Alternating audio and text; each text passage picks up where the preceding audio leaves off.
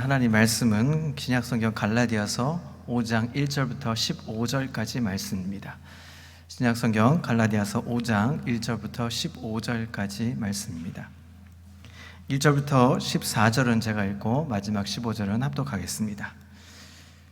그리스도께서 우리를 자유롭게 하려고 자유를 주셨으니 그러므로 굳건하게 서서 다시는 종의 멍에를 매지 말라. 보라, 나 바울은 너희에게 말하노니 너희가 만일 할례를 받으면 그리스도께서 너희에게 아무 유익이 없으리라. 내가 할례를 받는 각 사람에게 다시 증언하노니 그는 율법 전체를 행할 의무를 가진 자라. 율법 안에서 의롭다 함을 얻으려고 하는 너희는 그리스도에게서 끊어지고 은혜에서 떨어진 자로다. 우리가 성령으로 믿음을 따라 의의 소망을 기다리노니 그리스도 예수 안에서는 할례나 무할례나 효력이 없으되 사랑으로서 역사하는 믿음뿐이니라. 너희가 다름질을 잘 하더니 누가 너희를 막아 진리를 순종하지 못하게 하더냐. 그 권면은 너희를 부르신 이에게서 난 것이 아니니라. 적은 누룩이 온 덩이에 퍼지느니라. 나는 너희가 아무 다른 마음을 품지 아니할 줄을 주 안에서 확신하노라. 그러나 너희를 요동하게 하는 자는 누구든지 심판을 받으리라. 형제들아, 내가 지금까지 할례를 전한다면 어찌하여 지금까지 박해를 받으리요? 그리하였으면 십자가의 걸림돌이 제거되었으리니 너희를 어지럽게 하는 자들은 스스로 베어 버리기를 원하노라. 형제들아, 너희가 자유를 위하여 부르심을 입었으나 그러나 그 자유로 육체의 기회를 삼지 말고 오직 사랑으로 서로 종노릇하라. 온 율법은 내 이웃 사랑하기를 내 자신같이 하라 하신 한 말씀에서 이루어졌나니. 함께 읽습니다.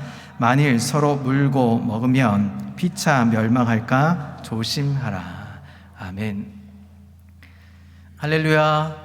오늘도 은혜와 평강이 삶에 넘치시기를 그리스도의 이름으로 소망합니다.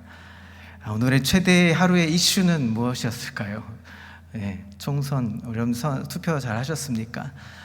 누가 되든 어느 당이 되든 그건 중요하지 않을 것 같습니다. 우리 열심히 선거했고 그 결과를 겸허하게 받아들이고 그리고 하나님 앞에 나아가는 비판하면 하나님 우리나라를 보호해 주시고 지켜주실 줄 믿습니다.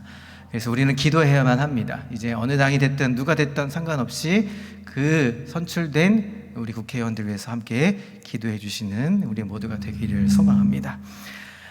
오늘은 사랑에 대한 이야기를 좀 해보려고 합니다. 여러분, 사랑, 성경의 많은 사랑장 중에 그 중에 여러분 어떤 장들이 기억이 나십니까?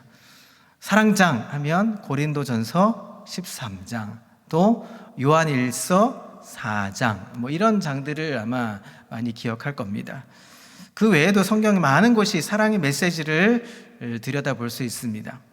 그런데 사랑이라는 주제와는 거리가 좀 먼 것 같은 책에서 사랑의 메시지를 좀 찾아보려고 합니다. 그것이 바로 오늘 본문 읽었던 갈라디아서입니다.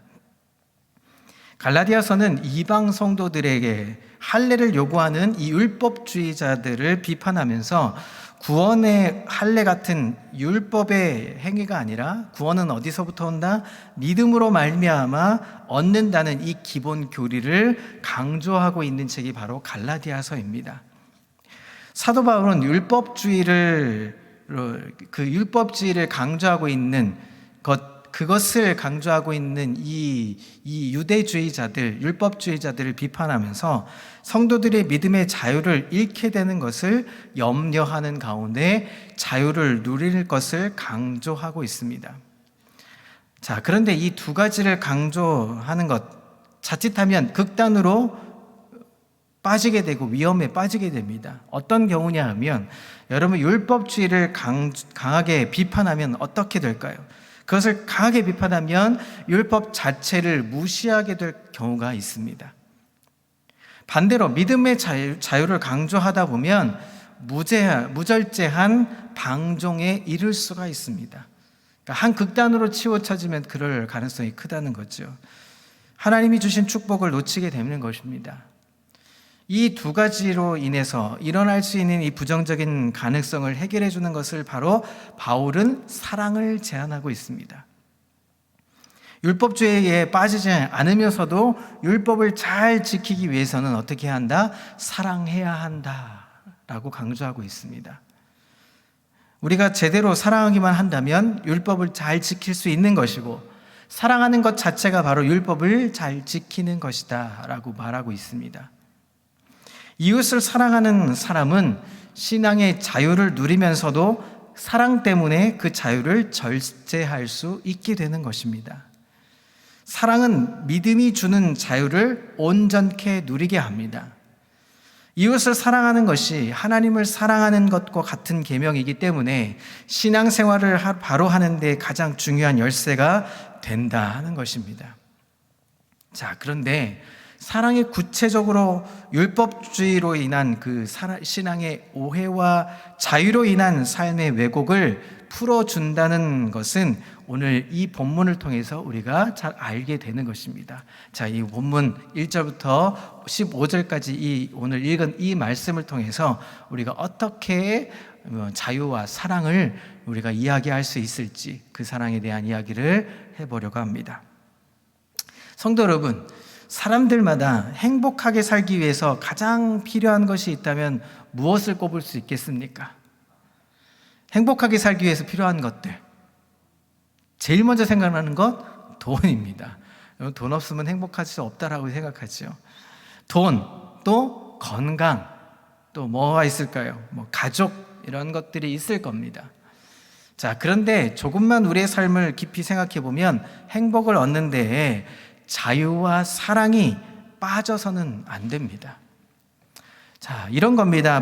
물론 먹고 사는 것이 어려운 시절에는 무엇이 필요합니까? 돈이 필요합니다. 돈이 더 중요하게 생각할지 모릅니다. 자, 그런데 어느 정도 돈을 좀 벌고 먹고 살게 되면 어떻게 합니까? 그 다음에 이 둘, 자유와 사랑이 바로 행복의 필수 요소가 된다는 것입니다. 모든 사람에게 자유와 사랑은 똑같이 필요합니다. 믿음의 사람들이 신앙생활을 바로 하기 위해서는 더더욱 이 두 가지가 필요합니다. 자유와 사랑이 절실히 필요한 상황입니다. 자유는 있는데 사랑이 없거나 사랑은 있는데 자유가 없다면 여러분 반쪽짜리 행복일 수밖에 없습니다. 그리고 이 둘은 어느 하나 모자라도 안 되고 또 지나쳐도 고통을 받게 됩니다. 자유가 지나치면 어떻게 됩니까? 사랑을 놓칠 수가 있습니다. 반대로 사랑이 지나치면 자유를 놓칠 수가 있습니다. 성경은 이렇게 사람들의 삶에서 중요한 이 자유와 사랑을 그리스도 안에서 누릴 수 있다라고 오늘 가르쳐주고 있습니다. 동시에 그리스도인이 자유와 사랑을 어떻게 누려야 할지도 오늘 성경은 이야기하고 있습니다. 자, 갈라디아 교회에 율법주의자들을 비판하던 이 바울은 서신의 끝 결말과도 같은 이 결론을 맺는 부분에 있어서 그리스도인에게 필요한 자유와 사랑을 가르쳐주고 있습니다. 그것은 오늘날 우리 현대사회를 살아가는 그리스도인에게도 똑같이 적용이 될 것입니다. 세 가지로 한번 나누어 살펴보려고 합니다. 첫 번째는 복음은 율법으로부터 자유롭게 하는 것입니다. 복음은 율법으로부터 자유롭게 합니다. 여러분, 일반적으로 종교생활은 자유와 거리가 있다라고 느껴집니다. 여러분, 신앙생활을 하면 여러분 자유로우십니까? 마치 누군가에게 정답을 얘기한 것처럼 여러분, 신앙생활을 하면 뭔가 구속하는 것 때문에 자유롭다고 느껴지는 것이 쉽지 않습니다. 믿지 않는 사람들은 말할 것도 없고 믿는 사람들도 그렇게 생각할 겁니다. 여러분, 수요일 날 나와서 예배 드리는 게 행복하십니까? 아멘 이어야 하지만 아멘 하기에는 뭔가 석연찮은 부분이 있다는 겁니다. 그래서 우리는 그 자유를 누리는 것이 참 쉽지 않습니다. 성경의 요한복음 8장 32절에 뭐라고 얘기합니까? 주님은 진리를 알지니 진리가 너희를 자유케 한다라고 말합니다. 그 진리가 우리를 자유케 해야 되는데 그렇게 자유롭지 못하다고 느껴집니다. 진리를 안다면 그리스도인은 왜 자유를 그렇게 쉽게 누리지 못할까요? 그것은 종교를 가지면 무엇인가 얽매여 살게 된다고 느껴지기 때문입니다. 우리가 믿음 생활을 하기 시작하면 무엇인가 얽매인다라고 느껴집니다. 그러나 진정한 복음을 알면 믿는 사람은 어떻게 됩니까? 자유를 누릴 수 있습니다. 아니, 그래야만 하는 것입니다. 갈라디아서를 통해서 종교적인 이 율법주의에 빠져 있는 사람들을 향해서 복음적인 믿음의 회복을 강조한 이 바울은 1절에 뭐라고 얘기합니까? 자, 1절을 함께 읽어보겠습니다. 시작. 그리스도께서 우리를 자유롭게 하라고 자유를 주셨으니 그러므로 굳건하게 서서 다시는 종의 명예를 매지 말라. 우리에게 무엇을 주셨다고 말합니까? 자유를 주셨다고 말합니다. 그래서 무엇을 하라고 말합니까? 멍에를 매지 말라라고 얘기합니다. 그리스도께서 우리에게 자유롭게 하려고 자유를 주셨다고 선언하면서 다시는 율법의 종의 멍에를 다시 우리에게 지지 말라고 강조하십니다. 예수를 믿는 순간 우리는 어떻게 됩니까? 죄의 저주로부터 자유롭게 되는 것입니다. 해방되었습니다. 율법을 완전히 지켜야만 하나님께 인정을 받는다는 이 압박으로부터 자유롭게 되는 것입니다. 과거에 구약에 알았던 그 율법을 이제 믿지 않아도 되는 것 같아 보입니다. 누구를 통해서만 우리가 구원받는 것이니까요. 예수 그리스도를 통해서만 구원을 받을 수 있기 때문에 우리는 자유로울 수 있습니다. 만약에 구약시대처럼 우리가 살았다면 지금 어떻게 됩니까? 이 성전 안에서 어떻게 해야 합니까? 비둘기를 잡아야 하고 양떼를 잡아야 하고 피 흘림의 제사가 아직도 있어야 하는 것이죠. 그런데 우리는 그것을 자유롭게 찬송 부르며 예배할 수 있습니다. 누구를 믿기 때문에요? 예수를 믿기 때문에. 이게 주님이 우리에게 주신 자유라는 겁니다. 그런데 종교 생활을 하다 보면 여러분 다시 종교적인 율법의 종이 되어 버린다는 것입니다. 바울은 그것을 안타깝게 생각하면서 이제 자유를 얻었으니까 더 이상은 종이 되지 말고 그 멍에를 매지 말라라고 선언하는 것입니다. 자, 그러면서 2절에 뭐라고 얘기합니까? 자, 2절을 읽어보시겠습니다. 시작. 보라, 나 바울은 너에게 말하노니 너희가 만일 할례를 받으면 그리스도께서 너희에게 아무 유익이 없으리라. 율법에 매이는 것은 신앙생활을 고통스럽게 만들 뿐 아니라 예수 그리스도의 구속의 죽음 자체를 무의미하게 만들어 버린다. 그래서 반복음적인 행태라고 비판하고 있는 것입니다. 그것이 유익하다? 유익한 것과도 아무 상관이 없다라고 얘기합니다. 4절을 한번 읽어보시죠. 4절 읽겠습니다. 시작. 율법 안에서 의롭다함을 얻으려 하는 너희는 그리스도에게서 끊어지고 은혜에서 멀어진 자로다. 우리를 구원하신 하나님의 은혜를 무시하는 실수를 한다 하는 것입니다. 율법 안에서 의롭다함을 얻으려 하는 사람들은 어떻게 됩니까? 그리스도에게서 끊어지고 은혜가 멀어진다라고 얘기합니다.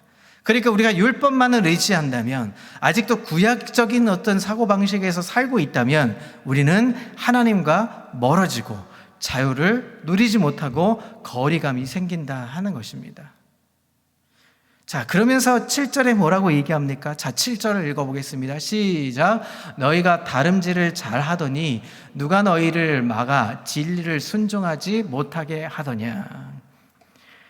그러면서 이런 무리를 일으킨 유대 율법주의자들을 가리켜 달리기를 잘하고 있는 사람들에게 끼어들면서 방해하는 것과 같다라고 얘기합니다. 다름질을 잘하더니 누가 너희를 막아 진리를 순종하지 못하도록 막느냐라고 얘기하는 것이죠. 그리고 마지막 9절을 한번 읽어보겠습니다. 동시에 9절 읽겠습니다. 시작. 적은 누룩이 온 덩이에 퍼지느니라. 율법주의자들의 설득에 많은 사람이 넘어가는 것을 보고 뭐라고 얘기합니까? 누룩이, 아주 작은 누룩이 온 덩이를 퍼지게 하는 것과 같다라고 하면서 안타깝게 이야기하고 있습니다.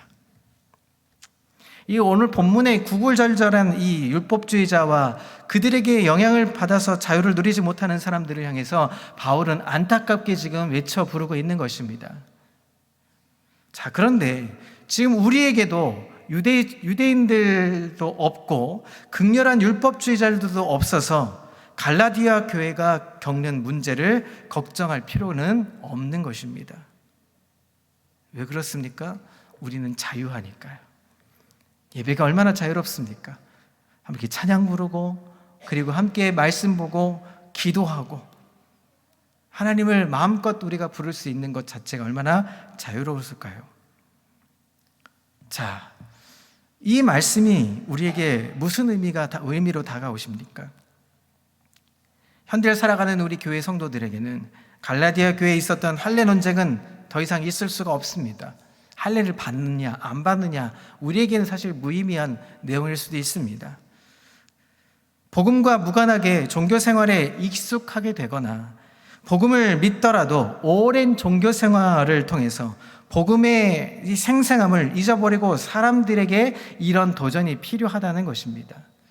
여러분, 예배하는 것이 자유롭지 못하고 믿음 생활하는 데 있어서 우리가 뭔가 불편하게 여기고 있다면, 뭔가 우리가 아직도 이 종교 생활에서 머물러 있는 구약적인 이 율법주의자의 형태들과 별반 차이가 없을 수 있다는 것입니다. 그것을 오늘 경고해 주고 있습니다. 신앙생활을 여러분 하다 보면 어떤 형태가 나올까요? 자기에게 익숙한 종교적인 습관, 관습이 드러나게 되어 있습니다. 여러분, 예배 드릴 때 여러분, 제가 이렇게 단회에 딱 서면 대부분 앉는 자리가 정해져 있습니다. 딱 이렇게 보입니다. 그래서 저희 담임 목사님이 항상 하시는 말씀이 있습니다. 이렇게 한번 훑으면 딱 눈에 보인다고. 누가 안 나왔네, 누가 나왔네. 수요일에 저희 부역자들이 설교를 하다 보면 저희도 눈에 들어옵니다. 누가 이렇게 어디 앉으셨는지. 딱 정확한 자리에 앉아 계십니다. 그 정확한 자리를 옆에 누군가 앉아 계시면 굉장히 불편한 시선으로 이렇게 쳐다보십니다. 내 자리가 저 자리인데 하면서. 우리는 우리의 익숙한 종교적인 습관들이 있습니다. 그 자리가 마치 은혜의 자리인 것처럼 느껴지기도 하고, 그 자리를 벗어나면 왠지 은혜를 못 받는 것 같아 보이는 것들, 때로는 그것들이 복음보다 더 중요하다고 하고 여겨질 때도 있습니다. 저에게 이 본문을 대하면서 제 어릴 때를 생각했습니다. 제 어릴 때는 여러분 옆에 보시면 드럼 이런 건반들 위치를 보시죠. 찬양팀 그 자리가 있을 겁니다. 한 10수년 전, 20년 정도 전에는 저 드럼이 저 자리에 있으면 안 되는 요물이었습니다. 그런데 20년 만에 지금 저 드럼이 없으면 우리가 찬양을 흥겹게 할 수가 없는 도구가 되었죠.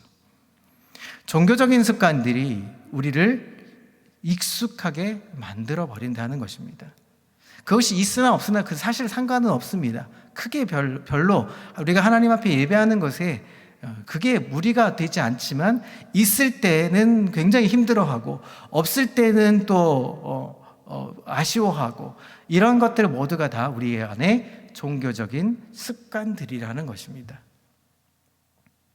강대상은 이래야 하고 예배당은 이래야 하고, 우리의 종교적인 관념들이 자꾸 우리가 하나님 앞에 거리끼도록, 하나님께 나아가는 것을 막도록 한다 하는 것입니다. 그래서 우리를 복음에 자유롭지 못하게 만들어 버립니다. 무엇인가, 오늘 예배가 참 안 드려져, 찬양 소리는 왜 이렇게 커? 제가 듣는 제일 많이 큰 이야기입니다. 드럼 소리 너무 커요, 좀 줄여주세요. 이런 이야기들이 정말 많이 들어옵니다. 그럴 때 우리가 뭐 합니까? 예배가 자유롭지 못합니다. 교회 역사를 보면 종교적인 규정이나 관습들이 복음을 퇴색시키는 역할을 했습니다. 교회의 전통이나 규정, 익숙한 예식 등에 집착하다 보니까 그것에 얽매였다는 것입니다.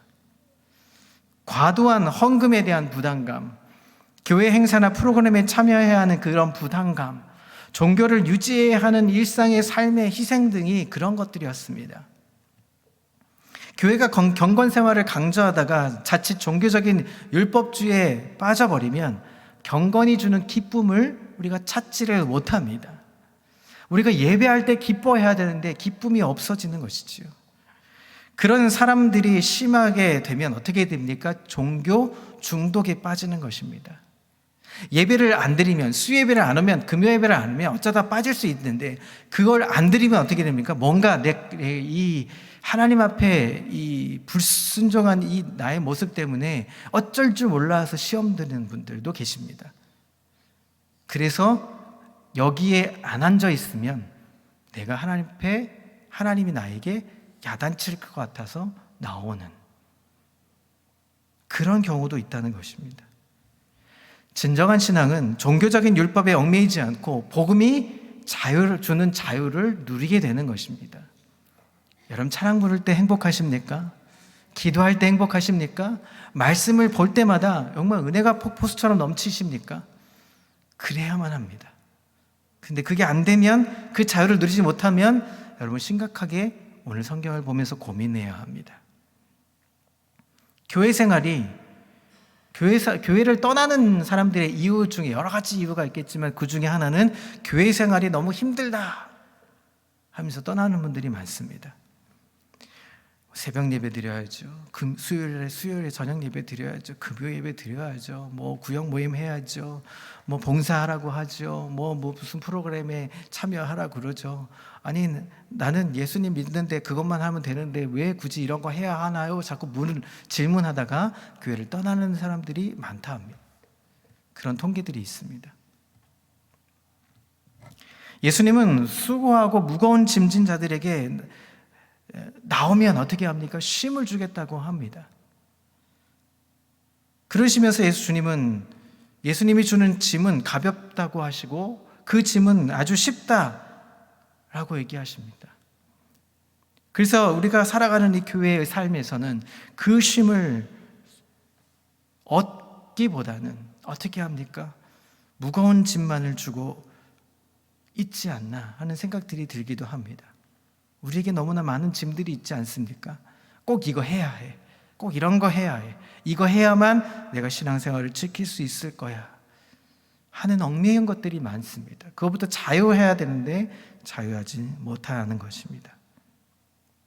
그 짐을 즐겁게 질 수 있어야 하는데 무거운 짐으로 멍에로 다시 짊어지고 간다 하는 것입니다. 마지못해 하고 어쩔 수 없이 하고 왠지 야단받을 것 같아 보이니까 해야 하는 숙제처럼. 그래서 우리는 현대판 율법주의자들이 되지고 있지는 않는지 오늘 성경은 이야기하고 있는 것입니다. 이런 종교적인 껍데기에서 걷어낼 때 비로소 우리의 복음의 자유를 누릴 수 있게 되는 것입니다. 예배 드릴 때 우리는 행복해야 하는 것입니다. 말씀을 들을 때 행복해야 하는 것입니다. 성경을 공부하고 연구할 때 즐겁고 행복해야 합니다. 그것이 우리의 주는 유익과 그것이 주는 우리의 행복감이 있어야 되는데 아직도 뭔가 얽매이고 있다면 그 짐을 털어내십시오. 예수님이 우리에게 주시는 자유를 누릴 수 있는 저희 되시기를 그리스도 이름으로 소망합니다.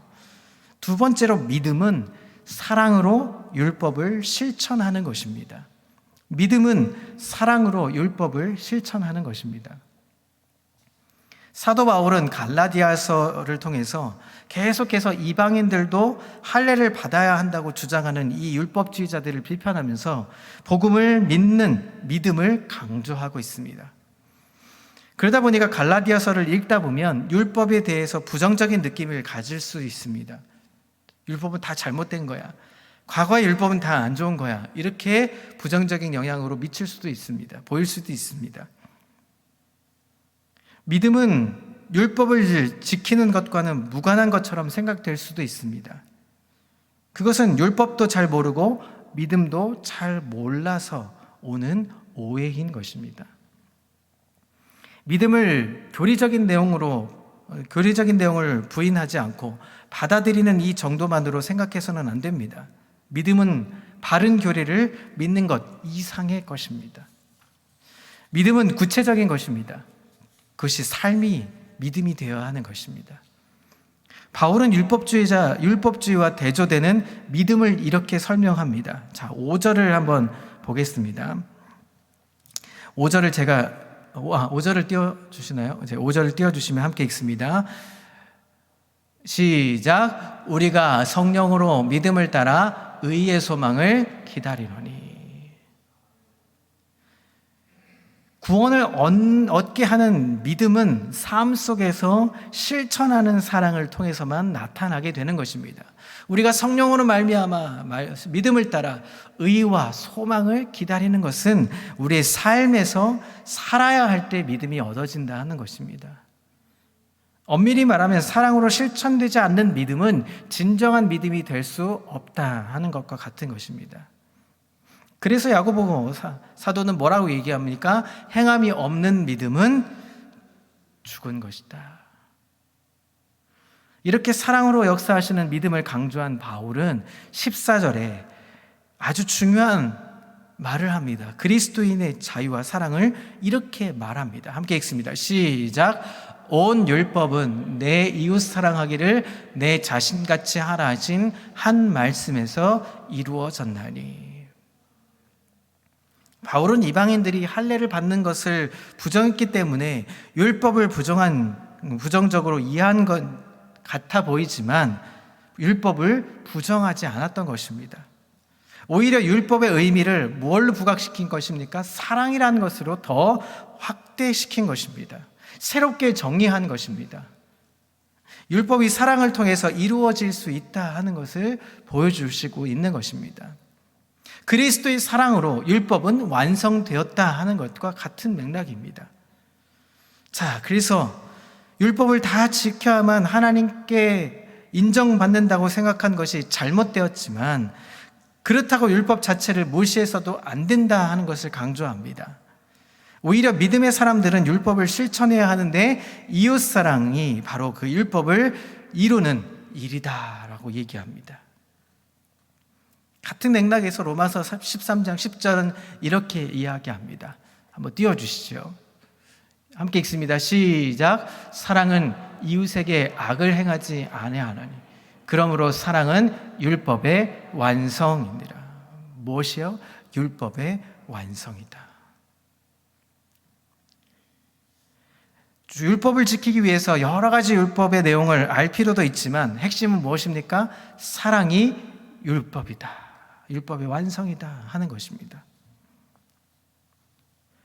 율법주의는 복음신앙에 배치가 되지만 율법 자체가 신앙과 무관한 것이 아니라는 것입니다. 오히려 신앙에 있는 사람은 율법이 가르치는 계명, 하나님을 사랑하고 이웃을 사랑하는 것에 누구보다 더 실천을 잘하는 사람들이라는 것입니다. 이웃을 진정으로 사랑하는 사람들은 율법주의자보다 훨씬 더 철저하게 율법을 지키는 사람들입니다. 자, 예를 들어 보겠습니다. 자, 부모를 사랑하면 몇 계명을 지키는 것일까요? 5번째 계명을 지키는 것입니다. 사람들을 내 몸처럼 사랑하면 살인하거나 미워하는 실수를 하지 않습니다. 몇 계명을 지키는 것입니까? 6번째 계명을 지키는 것입니다. 아내를 사랑하고 다른 이성을 자매처럼 사랑한다면 간음은 물론 음란한 죄를 짓지 않습니다. 그것이 무엇입니까? 7번째 계명입니다. 이웃을 사랑한다면 그에게 진실이 아닌 것을 말할 수 없고 그들의 소유물을 내 것으로 만들 수가 없습니다. 몇 계명입니까? 8번째와 9번째 계명을 지키는 것입니다. 이웃을 사랑한다면 이웃에 속한 모든 것에 대해서 부정한 생각을 품지 않습니다. 몇 계명을 지키는 것입니까? 마지막 10번째 계명을 지키는 것입니다. 자, 이렇게 생각하면 사람은 사랑하는 마음이 있으면 결국 어떻게 됩니까? 율법의 계명을 지킬 수 있는 것입니다. 그리고 사랑하는 것 자체가 율법의 완성이 되는 것입니다. 우리가 하나님을 사랑하면 다른 신을 섬길 수가 없게 됩니다. 다른 신을 굳이 섬길 필요도 없습니다. 왜냐하면 하나님이 우리를 사랑하시고 우리가 하나님을 사랑하기 때문에 더 이상 다른 것에 곁눈질을 하지 않습니다. 여러분 사랑해 보셨죠? 그게 짝사랑이든 뭔 사랑이든 상관없습니다. 사랑하면 하나밖에 안 보입니다. 요즘 최근에 드라마 하나가 있는데요. 그 눈물의 여왕이라는 드라마가 제가 김수현이라는 그 배우를 좋아해서 그 드라마를 이렇게 이제 짤로 봅니다. 짤로 보는데 그 드라마에 보면 한 사람만 바라봅니다. 그 김수현이라는 배우가 그 이제 결혼했는데 결혼해서 서로 삐끄덕대는 이야기의 주된 내용인데 결론은 뭡니까? 한 사람만 본다는 겁니다. 우리가 주님을 사랑하면 뭐 하십니까? 한 분만 보게 되어 있습니다. 곁눈질을 하지 않습니다. 그것이 얽매이지 않습니다. 얽매이는 것으로 부담감으로 느껴지지 않습니다. 사랑하면 어떻게 됩니까? 당연히 하게 되는 것이죠. 그것이 자유로 여겨지는 것입니다. 율법과 믿음의 사이에 생길 수 있는 간격을 사랑이 맞닿게 해주시는 것입니다. 이웃을 사랑하는 것이 율법주의에 빠지지 않고 율법을 지키는 것이고 은혜로 주시는 구원을 얻는 믿음을 실천하는 것입니다. 여러분, 믿음으로 그 사랑을 실천하는 아름다운 하나님의 사람 되시기를 그리스도 이름으로 소망합니다. 세 번째, 마지막으로 사랑은 자유를 절제하게 합니다. 사랑은 자유를 절제하게 합니다. 여러분, 자유는 좋은 것이지만 자유가 지나치면 어떻게 됩니까? 방종하게 됩니다. 방종은 어느 문화에서나 일어날 수 있는 자유의 부작용입니다. 요즘 사회를 보면서 느끼는 것은 예전보다 더 많은 자유를 누리는 것 같지만 그런 모습들이 오히려 좀 더 지나칠 때가 많습니다. 자유를 누리는 것 같지만 그 자유를 더 넘어선 방종이 일어나는 일들이 많습니다. 이런 현상들은 신앙생활에서도 마찬가지입니다. 그리스도의 복음을 믿어서 율법의 멍에 벗어나서 자유를 얻는 것은 하나님의 축복입니다. 그런데 그 자유를 지나치게 강조하면 무엇이 됩니까? 욕심에 이끌려서 죄를 우리가 만들어 버립니다. 바울은 13절에 이런 위험성을 알고 있기 때문에 13절에 이렇게 말하고 있습니다. 자, 13절을 읽겠습니다. 시작. 형제들아, 너희가 자유를 위하여 부르심을 입었으나 그러나 그 자유로 육체의 기회를 삼지 말고 오직 사랑으로 서로 종노릇하라. 자유롭게 행동하고 싶어도 이웃을 사랑하기 때문에 뭐 해야 합니까? 절제해야 하는 것입니다. 바울이 고린도전서에서 모든 것이 가하나 모든 것이 유익한 것이 아니고 모든 것이 가하나 모든 것이 덕을 세우는 것은 아니다라고 말했던 것처럼 이웃에 대한 배려가 있으면 자유를 절제하게 되는 것을 가르쳐 주는 것입니다. 율법주의에 있어서 벗어나서 자유롭게 신앙생활을 하다 보면 그저 자기 편한 대로 신앙생활을 하는 편의주의 신앙생활로 빠질 수가 있습니다. 어쩌다가 한번 빠질 수 있는 예배, 그것도 부담스럽지만 그럴 수도 있겠죠. 하나님 한두 번 빠지는 예배 때문에 하나님 절대로 우리를 멸해 주시지 않을 겁니다. 그런데 그것이 습관이 되면 어떻게 됩니까? 그것이 무섭다는 것입니다. 그것이 죄가 되는 것이고 그것이 하나님과 멀어지게 한다는 것입니다. 자, 이렇게 되면 어떻게 됩니까? 이기적으로 내가 신앙생활을 합니다. 동시에 경건한 삶을 놓치게 되는 것입니다. 그런데 내 의지를 가지고 절제하게 되면 어떻게 됩니까? 반대로 너무 절제하게 되면 금욕주의가 되거나 다시 율법주의로 돌아가 버릴 수밖에 없습니다. 그런데 이웃을 사랑하는 마음이 있으면 기꺼이 절제하게 되는 것이죠. 자, 예를 들면 이런 겁니다. 그리스도인은 술을 절대 마셔서는 안 된다. 맞습니까? 왜 대답이 없으십니까? 그리스도인은 술을 절대 마셔서는 안 된다고 규정한 것은 율법주의적인 규정일 수 있습니다. 복음으로 자유롭게 된 사람은 그런 규정에 얽매일 필요는 없습니다. 성경에도 술을 먹지 마, 술은 안 돼, 담배 안 돼. 청년들하고 이렇게 설교하다 보면 이런 얘기 많이 하거든요. 술, 담배 절대 안 돼, 이런 얘기들을 하고도 합니다. 그런데 성경에는 규정이 별로 없습니다.